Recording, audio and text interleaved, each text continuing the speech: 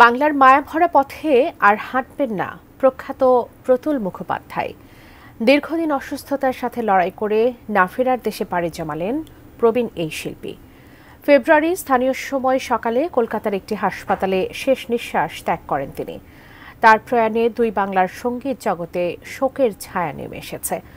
সদ্য প্রয়াত এই কিংবদন্তির বর্ণাঢ্য শিল্প জীবনাচরণ নিয়ে আরও জানাচ্ছেন লিমা সায়ন্তী। আমি বাংলার গান গাই, আমি আমার আমি কে চিরদিন এই বাংলায় খুঁজে পাই। যেভাবে আদিম মানব সহজাত ভঙ্গিতে গুহার নিঃসীম অন্ধকারের সুরের সাম্পানে পাড়ি দিত অচিন দেশে, সেভাবেই আজীবন প্রতুল নিজের হৃদয়ে জ্বালিয়ে রেখেছিলেন গানের প্রদীপ। তিনি মঞ্চে গাইলে পুরো মঞ্চই যেন গেয়ে উঠত, রাজপথে গাইলে গেয়ে উঠত পুরো রাজপথ। আমি বাংলায় গান গাই, এই গর্ভে যিনি গর্বিত ছিলেন আমরণ, তিনি আর কেউ নন, দুই বাংলার গণমানুষের শিল্পী প্রতুল মুখোপাধ্যায়। সঠিক প্যাড আর সঠিক তথ্য দিয়ে এসব সামলে নিব এক হয়ে মোনালিসা স্যানিটারি ন্যাপকিন। বয়সের ভারে নুয়ে পড়া প্রতুল অচেনা সাগরে ডিঙা ভাসালেন ৮৩ বছর বয়সেই। ১৫ ফেব্রুয়ারি সকালে ভারতীয় সংবাদ মাধ্যমগুলো প্রতুল মুখোপাধ্যায়ের মৃত্যুর খবর জানান দেন। SSKM হাসপাতালের নিবিড় পরিচর্যা কেন্দ্রে গুরুতর অসুস্থ হয়ে বছরের শুরু থেকেই চিকিৎসাধীন ছিলেন তিনি।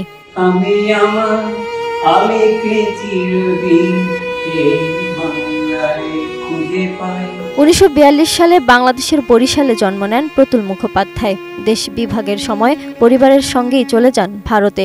পশ্চিমবঙ্গের হুগলি জেলার চুঁচুড়ায় কাটে শৈশবের বাকিটা। ছোটবেলা থেকেই প্রতুল ঠিক করে নিয়েছিলেন সুরের জগতে হাঁটবেন তিনি। মাত্র ১২ বছর বয়সে কবি মঙ্গলচরণ চট্টোপাধ্যায়ের আমি ধান কাটার গান গাই কবিতায় প্রথম সুর দেন তিনি। গায়কী ও সুরে প্রতুল তৈরি করেছিলেন ভিন্ন ঘরানা। নিজে লিরিক্স লিখে তাতে সুর সংযোজন ঘটিয়েছেন তিনি অনেকবারই। তবে সংখ্যার নিরিখে আরও বেশি সুরারোপ করেছেন অন্যদের কবিতায়। এমন এমন কবিতায় তিনি সুর দিয়েছেন যেগুলোর নিবিড় পাঠে গান হয়ে ওঠার সামান্য সম্ভাবনাও একসময় কল্পনার অতীত বলেই মনে হতো। তিনি সুর দিয়েছেন বীরেন্দ্র চট্টোপাধ্যায়, অরুণ মিত্র, মঙ্গলাচরণ চট্টোপাধ্যায়, শঙ্খ ঘোষের মতো কবিদের কবিতায়ও। প্রতুল মনে করতেন সৃষ্টির মুহূর্তে লেখক শিল্পীকে একা হতে হয়, তারপর সেই সৃষ্টিকে যদি মানুষের সঙ্গে মিলিয়ে দেয়া যায় তাহলেই সেই একাকিত্বের সার্থকতা, আর তখনই সেই একক সাধনা সকলের হয়ে ওঠে। গান পরিবেশনে হারমোনিয়াম, তবলা এমনকি কোনো বাদ্যযন্ত্রেরই প্রয়োজন হতো না প্রতুলের। খালি গলায় টেনর কণ্ঠে তার অসাধারণ পরিবেশন নৈপুণ্যতা তার শিল্পে এনে দিয়েছে ভিন্ন মাত্রা।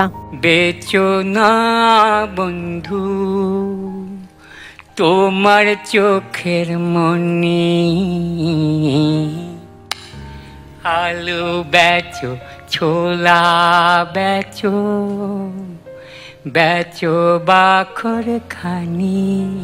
বাংলাদেশের সাধারণ মানুষের কাছে প্রতুল মুখোপাধ্যায় তার আমি বাংলায় গান গাই গানটি দিয়েই পরিচিত, কিন্তু সঙ্গীত এবং অধিকার সচেতন রাজনৈতিক কর্মীরা অনেক আগে থেকেই প্রতুলকে চেনেন।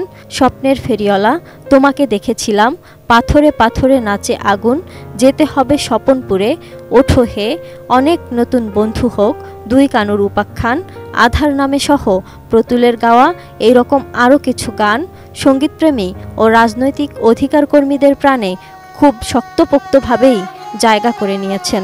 ফেব্রুয়ারির ২১ তারিখ দুপুর বেলার ওয়াক্ত, বৃষ্টি নামে। Lima Sayanti, ATN news. বরকতের রক্ত।